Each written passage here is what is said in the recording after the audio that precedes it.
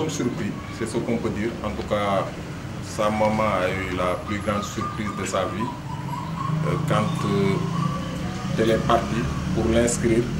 Et effectivement, l'administration de Jules Sagna lui a notifié l'exclusion de son fils qui est assis ici à mes côtés, Thione Diaw. Alors, ils disent que Thione a manqué de respect à l'administration, mais également aux professeurs. Maintenant, je demande aux Sénégalais de juger cette affaire. Vous avez regardé la vidéo du début à la fin.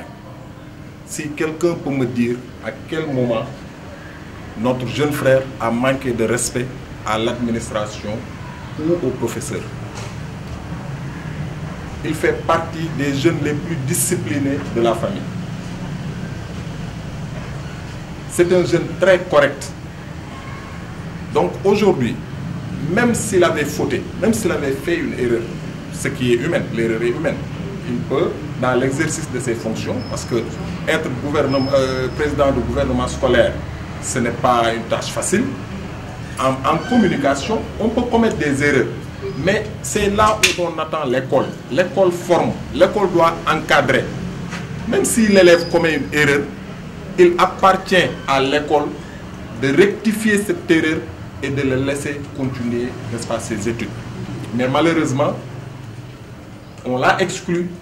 En premier temps, nous avons voulu avoir un terrain d'entente avec l'école. C'est pourquoi sa maman est partie voir, n'est-ce pas, la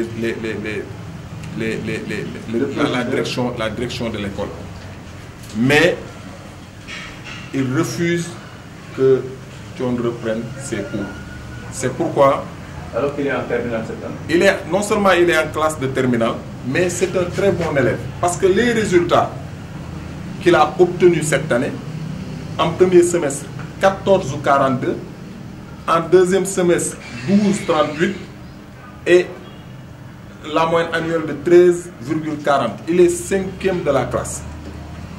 Donc, je pense que ça atteste effectivement que c'est un très bon élève. Maintenant, est-ce qu'on doit le laisser dans les rues? Moi, je dis non.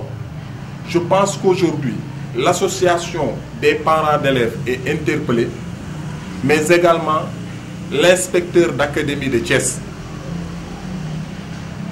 Au-delà de l'inspecteur d'académie de Thiès, le ministre de l'Éducation, Moustapha Guirassy, est également interpellé. Nous, tout ce que nous demandons, c'est que notre jeune frère puisse regagner les classes et continuer ses cours.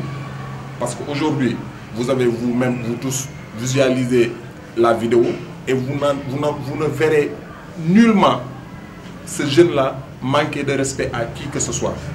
Il a été porté par ses camarades à la tête du gouvernement scolaire.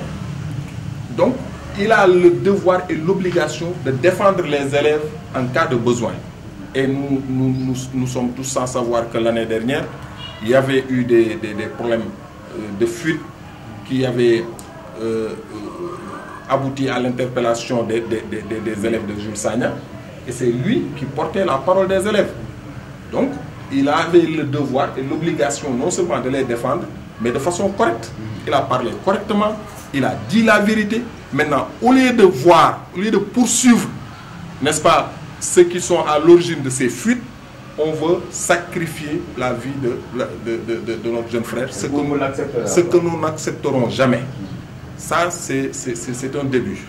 Des gouvernements scolaires, tout Thiès nous ont appelés pour des manifestations. Pour le soutenir.